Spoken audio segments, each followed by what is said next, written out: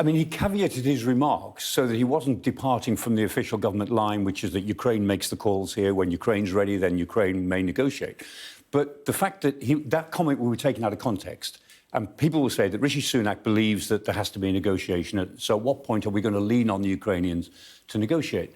And I think that in Kiev, I think they won't welcome the fact that he said it. It's just not true that all wars end at the negotiating table. But it's a line we've heard from the beginning, right from the start. People should read a book occasionally. The Second World War did not end in negotiation. One of yours, perhaps. Yes. No, sorry.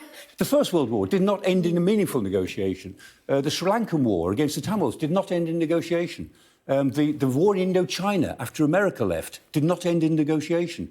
The withdrawal of Britain and America from Afghanistan was subject to negotiation in Doha, and then those negotiations were ignored, and we were defeated in Afghanistan. We just left because we couldn't stay any longer. Lots of wars do not end in negotiations. Some wars end because one side wins. Now, it is quite likely, many wars end in negotiation. It's quite likely that this struggle, which is intergenerational, will go on for a very long time. It may or may not end in negotiation. But it's possible that a ceasefire will be negotiated. That's fine. And that may be plausible in the next year, say, a ceasefire. And it will be a pretty unstable ceasefire if we get it. But to say all wars end in negotiation is just historically untrue, and it's not very helpful at this stage. And as I say, I don't think they'll welcome hearing that in Kiev, even with all the caveats he put around it. OK, well, let's talk about the war and what's happening at the moment. We had that massive missile strike across the country yesterday. We've had more information about it. What have we been told? Yes, I mean, missile strikes all around the country. This is the 15th since the 10th of October. This is when they began, 10th of October. So this is the 15th nationwide strike in which they cover lots of targets around the country with, up to 100 missiles and drones.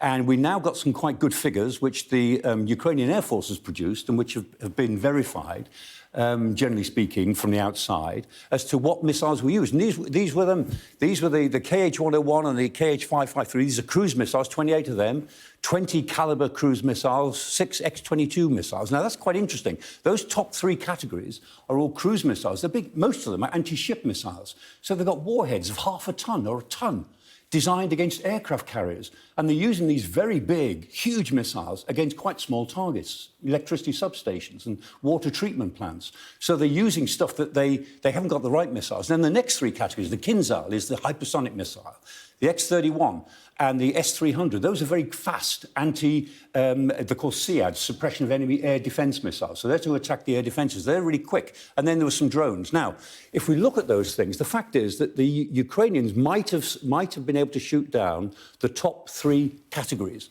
In those top three categories, 20, 28 and 6 is 34. And the Ukrainians seem to have got, 54, beg your pardon. The Ukrainians seem to have got about 38 of them. And so they got about 38 out of 54. That's not bad.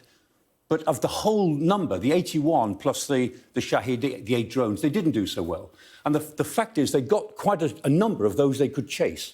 But some of those, the last four categories, forget the Shahids for a moment, the last three categories, Kinzhal, the X-31 and the S-300, they'd never get them. Are they all supersonic, aren't they?